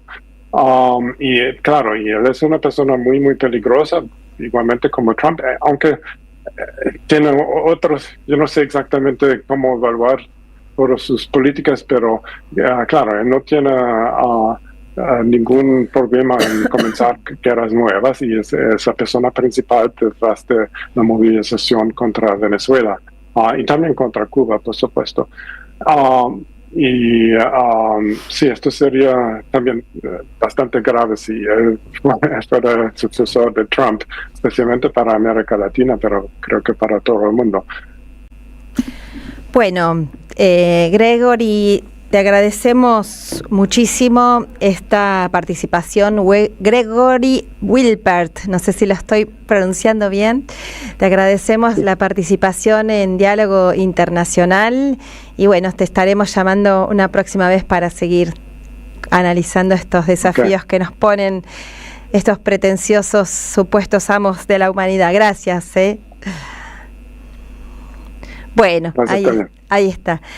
Bueno, ahí estábamos con Gregory analizando esto. Hay más, vamos a seguir analizando algunos temitas en relación también a Argentina, esta genuflexión del gobierno argentino. Vamos a seguir lamentablemente hablando de Trump en un ratito más, ahora cuando venimos de la tanda. Somos Radio AM530. Tronador, agua mineral, botellones y dispenser para el hogar y la oficina. Hacé tu pedido al 4201-2627 o mandanos un mail a info@aguatronador.com.ar. Tronador, agua de mesa envasada. 12 de octubre 632 en Avellaneda. El sabor que te acompaña es Café Bantú. El aroma en la mañana de Café Bantú. Bantú. ¡Wow! ¿Cómo dices cuenta DNI? ¡Wow! ¿Que ahora tienes plazo fijo? ¡Wow! ¿Y que tienes una tasa especial? ¡Wow! Y eso hace que tu dinero crezca. ¡Wow! Y crezca. ¡Wow! Y crezca. ¡Wow! Para, ese último wow no entendí. ¡Wow! ¡Ah! ¡Que crece! Cuenta DNI. Tu plazo fijo de Banco Provincia es realmente wow. ¡Wow! Después del abuso sexual, relatos de tratamientos psicoanalíticos, un libro de Andrea Agazarian que visibiliza esta problemática que es un verdadero crimen contra las infancias y adolescencias. Conseguilo en librerías y en edicionessicus.com.ar. Te esperamos en nuestra librería Café de Adolfo Alsina 685, Capital Federal. Ediciones Sicus. Libros para una cultura de la integración. En Banco Credicop tenemos 276 filiales con la mejor atención personal, donde te resuelven todo siempre con una sonrisa. Movete a Credicop. Movete a un banco distinto. Banco Credicop Cooperativo. La banca solidaria. Para más información consulta en www.bancocredicop.com o comuníquese gratuitamente a Credicop. Responde 0800-888-4500. Banco Credicop Cop Limitado. Reconquista 484 Cava. Buscamos contarte lo que no te cuentan, conversar lo que te deja sin palabras y subirle el volumen a lo que se quiere callar. AM530 Somos Radio. Buscamos la verdad siempre.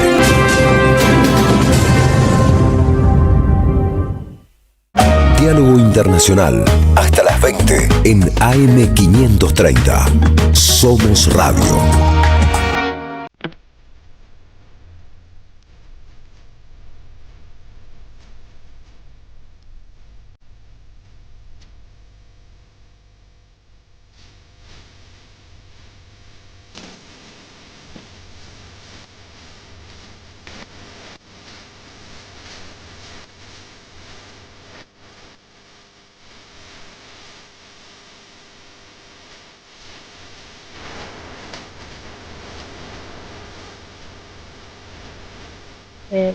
Vamos. Sí. Acá estamos varios con gripecita esta primavera. Bueno, para seguir analizando un poquito más este escenario internacional que realmente, bueno, no se decide nada, la ONU, como ya la hemos criticado tantas veces, no es un órgano que realmente cumpla lo que vino a cumplir, que era gestionar, tratar de que no nazcan nuevos escenarios de guerra y gestionar la paz. Eso no sucede, pero es un escenario muy valioso para escuchar justamente las voces del mundo. Por ejemplo, para seguir hablando de este señor Trump, la verdad que es muy grave, porque, por ejemplo, con respecto a Venezuela, Tilio, que vos estabas recién preguntándole a Greg, lanzó una amenaza muy directa. Estoy leyendo del discurso de la Embajada de Estados Unidos directamente. Dice Trump, no hay muchos barcos que naveguen por los mares de Venezuela. Ya no quieren viajar tan rápido y prácticamente hemos detenido la entrada de drogas en nuestro país por mar. Sigue hablando supuestamente del tren de Aragua de Venezuela. Y dice, por esta razón, recientemente hemos comenzado a utilizar el poder supremo de los ejércitos de Estados Unidos para destruir a los terroristas, ¿no? Y las redes de tráfico de Venezuela lideradas por Nicolás Maduro. A todos los terroristas, o sea, primero le dice terrorista y ahora escuchen la amenaza. A todos los terroristas que trafican con drogas venenosas en los Estados Unidos de América les advertimos que los eliminaremos. Eso es lo que estamos haciendo.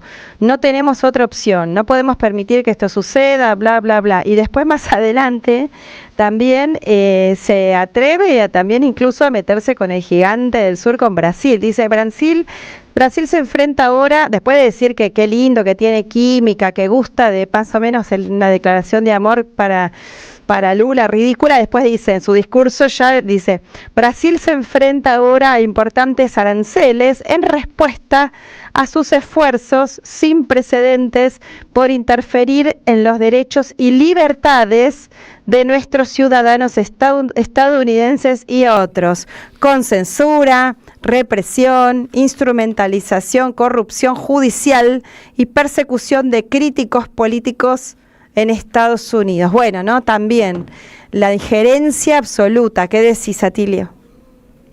Ay, estás muteado, amiguito querido. A ver. Bueno, no te escuchamos. A ver, Gaby, no lo estamos escuchando. Atilio y dice que no está muteado. Así que, a ver, no te estamos escuchando. Bueno. La verdad es que mientras arreglamos acá el problema técnico con Atilio, es muy serio, ¿no? En Venezuela se lo toman muy en serio, se siguen, lamentablemente no es lo que eligen, pero no les queda otra, han convocado al estado de conmoción externa, con lo que continúan haciendo ejercicios militares de defensa, entrenamiento, alistamiento popular, todos los fines de semana, porque bueno, les están poniendo un escenario donde las amenazas parecen cada vez más reales. A ver, ahora si te escuchamos, claro. Sí, ahora ¿Me escucha ahora? Sí, ahora sí. Bueno, mira, lo que yo creo es que efectivamente, a ver, hay varias hipótesis. Primero, Trump está desesperado porque la situación de Estados Unidos en el tablero geopolítico mundial continúa debilitándose abiertamente. O sea, no hay manera de revertir esa situación, en primer lugar. En segundo lugar, yo creo que hay un desorden en el gabinete ese, hay un conflicto muy serio, un poco lo que decía este investigador Corby, ¿verdad? Es el gabinete el segundo peor gabinete en la historia de los Estados Unidos, en donde abundan la improvisación y la lealtad como criterio político, digamos, llegando inclusive a afectar a los más altos rangos de la administración pública de los Estados Unidos. Y tercera variable que yo no descartaría es lo que a mí me parecen ver algunos signos de senilidad, tenues, pero ahí están, en el presidente norteamericano. Digo, que un hombre que es el personaje más poderoso del planeta pierda esos minutos que perdió en el discurso en la Asamblea General de las Naciones Unidas, hablando de la escalera mecánica, el teleprompter, y de si él podía haber hecho un edificio de las Naciones Unidas mejor, que le hubiera puesto un piso de mármol, etcétera. Habla de un personaje, no sé, digo, no es que yo estoy viendo, queriendo ver el pelo en la sopa, pero evidentemente es algo muy extraño. Es algo realmente muy extraño, entonces me parece que esto configura una situación muy peligrosa, porque de repente en ese clima de descomposición, de caos a nivel del gabinete, la pelea con Elon Musk, que fue una pelea terrible, cuando Musk fue el gran financista, ¿no es cierto?, de Donald Trump y su carrera política, habla de que puede hacer alguna locura en relación a Venezuela. Yo tengo miedo de que de repente puedan hacer un atentado selectivo, que puedan compartir la técnica que tienen, digamos, en el Estado de Israel para ir y dirigir drones muy, muy específicos para afectar a personas o líderes o movimientos. Y que lo volvió a reivindicar ahora Trump, los asesinatos ahí en Irán. Volvió a reivindicar los asesinatos. Yo creo que por eso ha hecho muy bien el gobierno bolivariano, primero no responder a las provocaciones y en segundo lugar crear esa milicia fenomenal que no la esperaba nadie. La respuesta del pueblo venezolano fue notable, y creo que eso actúa claramente como un elemento de disuasión en contra de planes muy alegres de, bueno, avanzar y invadir Venezuela. Un militar de carrera allá en Estados Unidos dijo, bueno, no se olviden de que Irak era la mitad de grande de lo que es Venezuela y tenía mucho menos población y no tenía el armamento que tiene Venezuela. O sea, creo que hay varias cosas. Además, la advertencia que hizo Putin, y que volvió a hacer Lavrov, ¿no es cierto? Creo que Telma iba a hablar algo de eso. Sí. La advertencia de Rusia y de China. Recordemos que también Xi Jinping advirtió que sería absolutamente ilegal porque, bueno, recordemos, primero que no hay ninguna prueba de que estas civiles bombardeados en las embarcaciones del Caribe tenían ni armas, ni estaban implicados en la droga, es decir, no hay ninguna prueba. En mi punto de vista, estoy de acuerdo con vos, Atilio, que puede ser peligroso, porque así como decidieron bombardear Irán en junio de este año, sin ningún tipo de provocación por parte del gobierno de Teherán, y después de que lo hizo Israel, matando a varios líderes, también fue Estados Unidos a bombardear las centrales nucleares, así como, digamos, se desconocen todas las reglas de la democracia y todas las leyes internacionales, bueno, lo podrían volver a hacer realmente. Y en ese sentido fue bastante duro. Lavrov en su presentación dijo esto, que se solidarizó con el pueblo venezolano por la presión, por las amenazas y las sanciones, y abogó Rusia a preservar América Latina y el Caribe como zona de paz. Otra cosa importante que me parece que dijo Lavrov, me aparto un poquito del tema de Venezuela, bueno, por supuesto, por un lado, volvió a exigir el levantamiento inmediato e incondicional del embargo comercial contra Cuba y sacarla a la Cuba de la lista de los países terroristas, pero una cosa que me pareció de suma importancia también fue apoyar el pedido de Brasil e India. Recordemos que son dos países que pertenecen a los BRICS, Brasil e India como miembros del Consejo de Seguridad. Sí. Y esto es muy importante porque ahí sería otra ficha ganada para el multilateralismo, porque ya no son los 5 que supuestamente triunfaron en la Segunda Guerra Mundial, no van a ser, sino que otros países formarían parte de la Consejo de Seguridad. Sería un Consejo de Seguridad ampliado, donde ya el veto y de Estados Unidos incluso sería cuestionado. Esto me parece que fue muy importante. Después, con respecto a su propio tema, recordó Lavrov que Rusia está dispuesto al diálogo, pero que si hay algún tipo de agresión contra Rusia van a ser repelidos con firmeza, incluso aludiendo a algún tema de uso de armas nucleares. Pero volvió a reiterar que el tema nuclear está dispuesto, el START 3 está dispuesto a discutir el tema con Estados Unidos. Dijo, Estados Unidos y Rusia tienen la responsabilidad de que el mundo no vaya a una tercera guerra mundial, esta vez nuclear.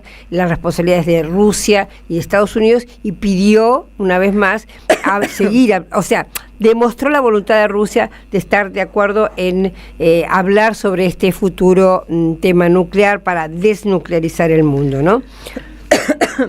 Sí, y si les parece también, compañeros, pasemos un poco a analizar el lamentable papel que no nos sorprende de este nefasto presidente payasesco y nefasto que tenemos, que también se lució con su decadencia en la ONU, pero también tuvo sus minutitos de fama en esa reunión que tuvo con Trump y con Marco Rubio y Scott Bessent, que fue realmente una vergüenza también. Ellos lo festejan y lo levantan como una bandera y realmente me parece que le sale el tiro por la culata. Ahí otra vez no entiendo si es la senilidad de Trump, a ver vos decime, Atilio, o es la confusión, o es que no les importa un carajo, pero me parece que entendieron que ahora el 26 de octubre va a haber elecciones presidenciales, ¿no? Porque hablan de la reelección. Me parece que ni se molestaron en entender de qué van las elecciones ahora en octubre en Argentina. Simplemente lo apoyan porque tienen un aliado importante acá en su patio trasero, ¿no? Lo apoyan, necesitan de la ayuda de Milei para consolidar una presencia en Sudamérica, están impacientes, aunque saben de que, por ejemplo, ya el cambio que se viene en Chile, ojalá que me equivoque, pero todos los indicios hasta ahora son de una victoria de la extrema derecha en Chile con José Antonio Kast. Tremendo. Vamos a ver, yo digo, tengamos cuidado, no nos fiemos solo en las encuestas todavía, porque puede haber sorpresa, porque va a ser la primera vez que hay una elección presidencial con voto obligatorio, claro, ¿verdad? Y entonces ahí no sabemos qué puede pasar, pero por ahora las encuestas dan, en la primera vuelta ganaría la candidata del Frente Amplio, Partido Comunista, Fuerzas Progresistas, que es Janet Jara, pero en la segunda vuelta parece que va a ser diferente. Entonces, pero Estados Unidos está urgido con eso. Bolivia también, ¿no? Va a ser... Bolivia, digamos, es una disputa entre la extrema derecha y la derecha. Claro. Desgraciadamente, ahí hemos perdido una oportunidad histórica. En Ecuador, la situación de Noboa está más o menos estabilizada, como hemos escuchado recién el informe de Orlando Pérez. Pese a las críticas, el régimen está ahí. En Perú también, pero Argentina es absolutamente crucial, sí, fundamentalmente por la creciente importancia del paso bioceánico, claro, en el extremo sur, por el estrecho de Magallanes, por la ruta de acceso más expedita hacia la Antártida y por la presencia en la región de la base militar de la OTAN administrada por Inglaterra en Malvinas. Claro. Entonces, ahora, pero no le dieron un cheque en blanco, tiene que ganar las elecciones de octubre. Y si no gana las elecciones de octubre, yo creo que va a ser muy difícil que Estados Unidos pueda seguir apoyando a Milei como lo ha hecho hasta ahora, pero el gran tema, la gran incógnita, por lo menos para mí, es la debilidad hasta ahora de la respuesta de la oposición, que tiene que establecer ya mismo, ¿no es cierto?, un acuerdo para decirle al gobierno de Estados Unidos que no vamos a reconocer ningún préstamo que se le haya otorgado a Milei, porque eso son préstamos ilegales, ilegítimos e inmorales, y además que violan las propias normas del Fondo Monetario Internacional. Tienen que salir a decir, es urgente. Yo no entiendo por qué no se reúnen las 5, 6, 8, 10 figuras más prominentes del espacio opositor a sacar esa declaración conjunta, que sería muy importante. Y por supuesto, al mismo tiempo, para todos nosotros que estamos en la oposición, decir, bueno, ¿cuáles serían las 4 o 5 cosas que inmediatamente haría un gobierno de oposición al gobierno de Milei? Sí, y también lo ayudan en realidad, pero hasta ahí, ¿no? Porque le hacen pisar el palito, por un lado la fotito, por el otro lado los 20.000 palitos que también dicen que le van a dar, no sabemos a cambio de qué, intuimos perfectamente porque hay todos los antecedentes y más vale que no están regalando plata por nada, intuimos que detrás están los intereses geoestratégicos que vos acabás de mencionar, así como otros, el litio, etcétera, otros recursos, vaca muerta y otros recursos estratégicos de la Argentina, pero también la pasada que le hicieron hacer, la trastabillada con la soja, la verdad que fue también espeluznante, porque si quisieron hacerle Milei, la verdad que todo indica que el sacar las retenciones apuntaba a tratar de reconquistar votos del sector agrícola, que en las elecciones pasadas el 7 de septiembre en Buenos Aires se evidenció que perdió aún, ¿no?, sectores patronales del campo que decían votar al peronismo con la nariz tapada, pero porque justamente les está yendo muy mal con Milei. Les levanta las retenciones para ganarse los votos y a los 2 días Estados Unidos le baja la orden de que restablezcan las retenciones porque los chinos dejaron de comprar a los agricultores, a los productores estadounidenses y le compraron de golpe no sé cuántas toneladas a los productores argentinos. 16 grandes barcos de soja han encargado los chinos. Claro. Y por eso que la política del gobierno de Estados Unidos, que dicen corten la relación con China, no tiene futuro, porque China es uno de los mayores compradores que tiene los Estados Unidos, la Argentina, y el mercado chino es muy importante para los farmers norteamericanos. O sea, esta gente está toda, digamos, en un callejón sin salida, y no descartaría yo que en ese contexto tomen algunas medidas muy extraordinarias y por supuesto muy profundamente antipopulares, ¿no? Y sí, un poco les sueltan, digamos, les da un poco de soga, al darle dólares, ¿no? Un poco le aceitan esta ficción, debe llenar la economía argentina de dólares baratos, con lo cual financian los viajes de la clase media alta acomodada para seguir viajando al exterior y demás, por lo menos hasta llegar a las elecciones, pero vamos a ver, porque realmente, bueno, es el fracaso una vez más. Bueno, el fracaso depende de dónde se lo mire, ¿no? Desde el punto de vista del capital concentrado, acumulan más rápido, desde el punto de vista de las mayorías, es un desastre cada vez más acelerado.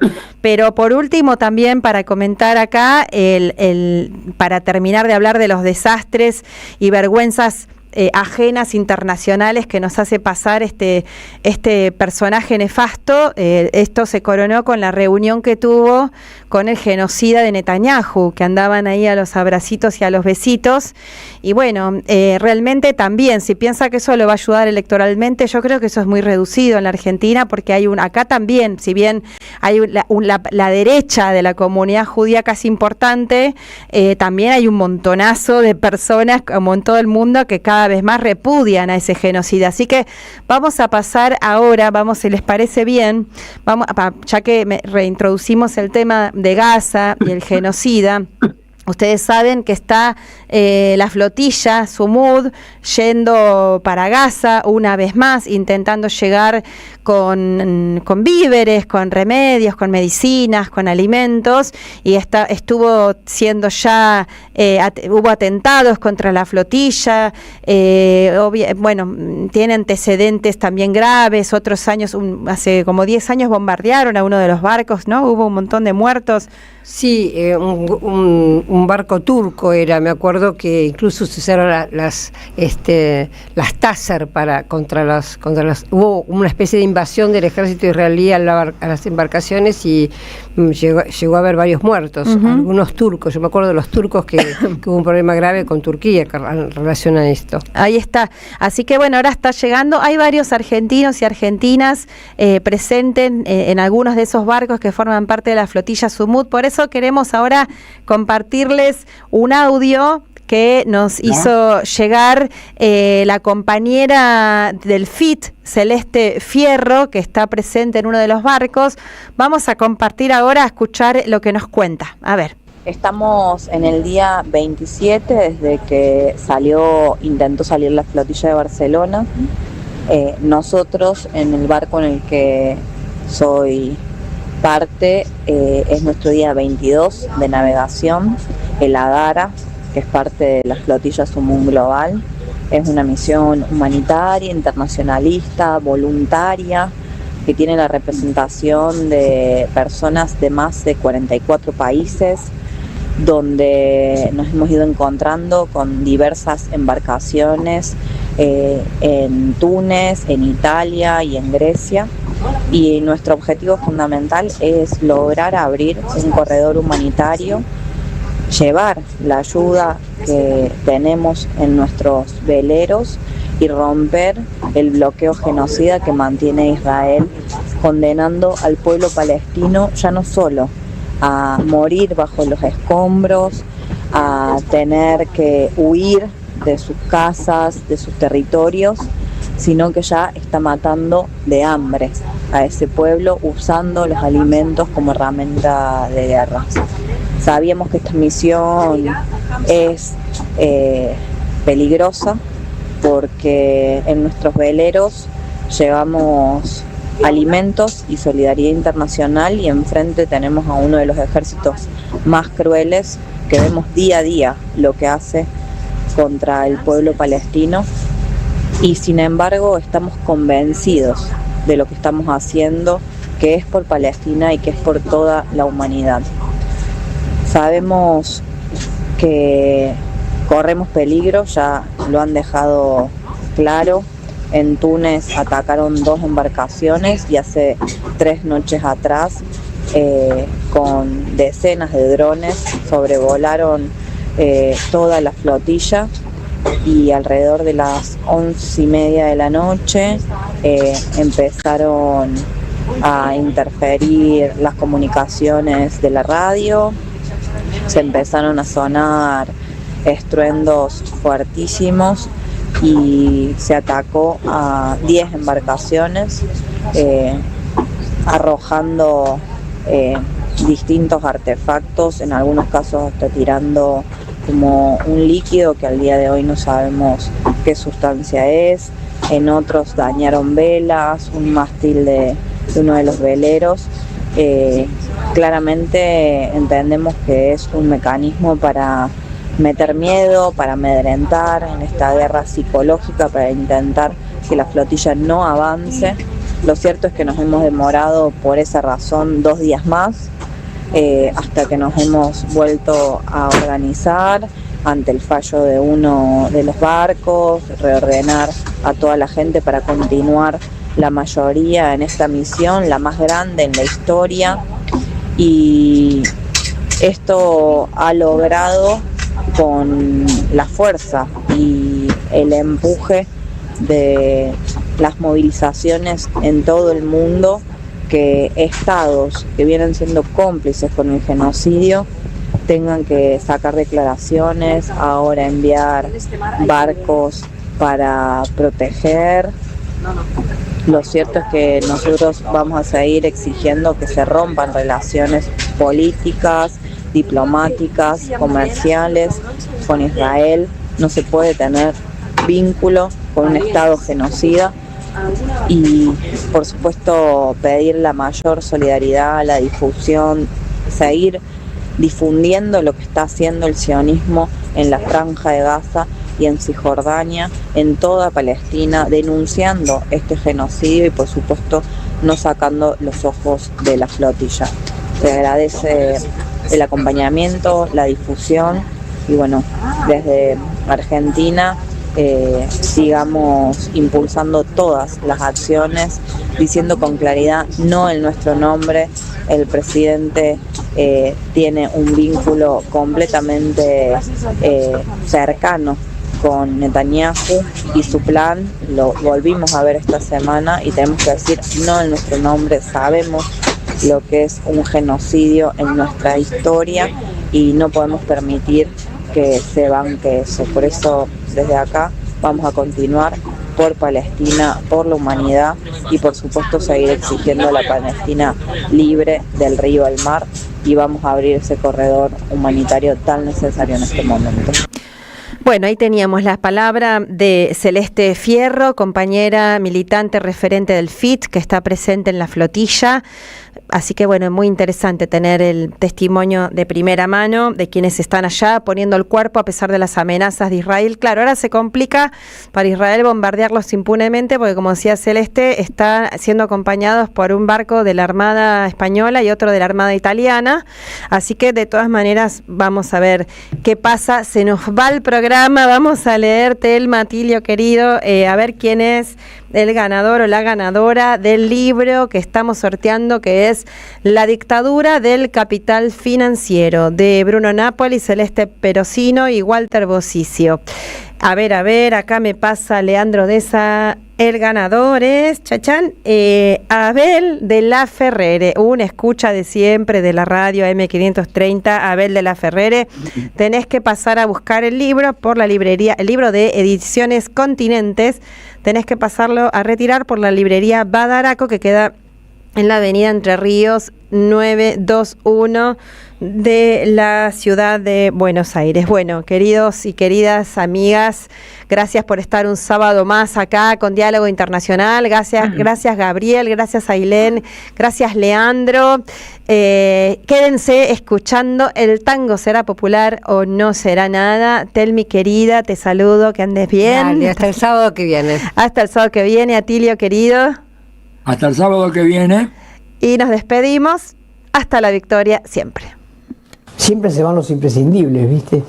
Pero quedan los discursos. Si vos querés, ¿Los escuchás? Son libros de